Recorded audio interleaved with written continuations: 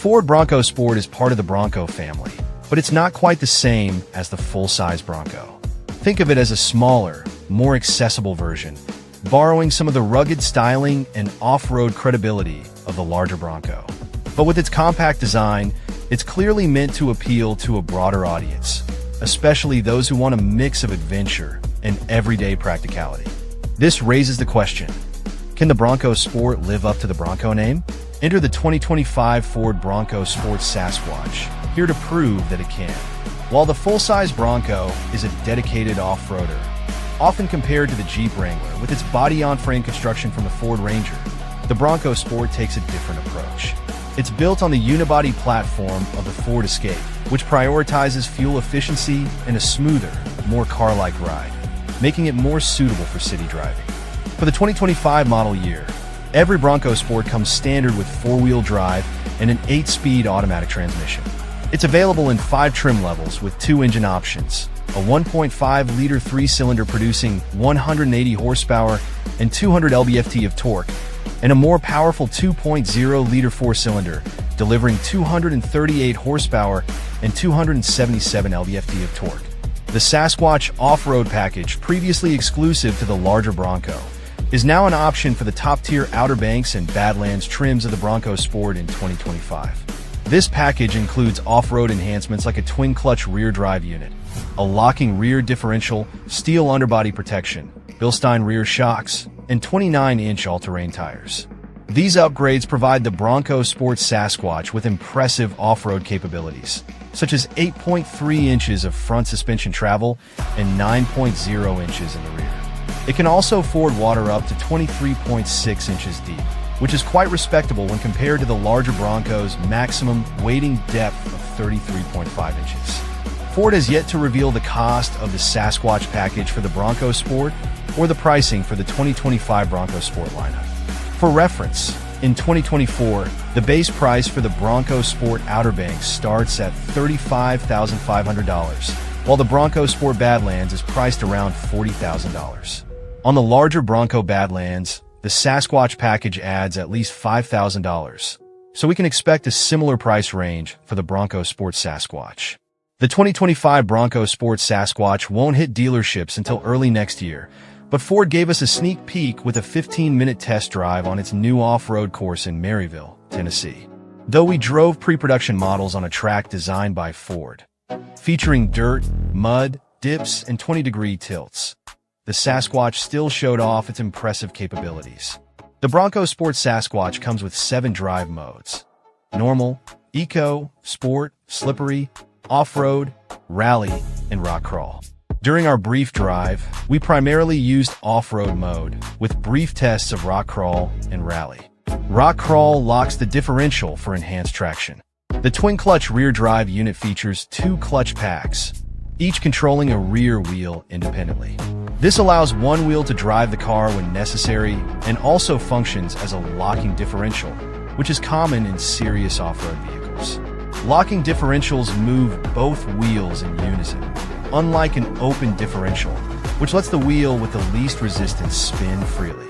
In off-road mode, the Sasquatch adjusts the throttle response for better control over rough terrain, while rally mode makes the throttle more responsive for quicker acceleration. The Sasquatch's suspension system absorbed the bumps in off-road mode, keeping the ride smooth despite the uneven ground. I could feel the terrain in my legs, but it didn't cause head-rattling discomfort.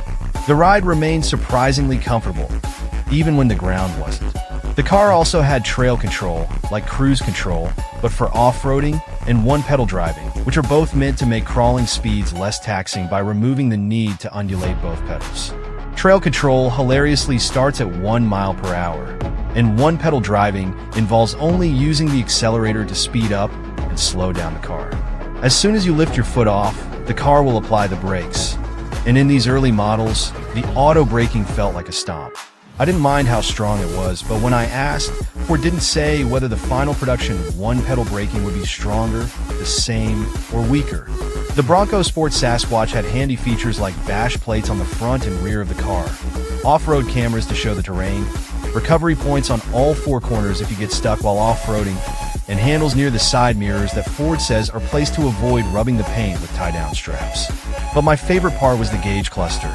The Bronco Sport Sasquatch had a display in off-road mode that showed the angle of the car, so when I drove it on a big bump or dip, I could see just how tilted I was. I hit 20 degrees on a mud rut, and it's a fun way to interact with the terrain. When you go home, you don't just get to tell your friends you had your car sideways in a rut. You get to tell them you had it 20 degrees sideways. That's way cooler.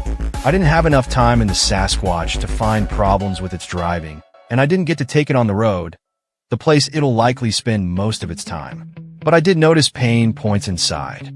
I sat in a Bronco Sport Badlands with a light gray interior, and all I could think about was mud.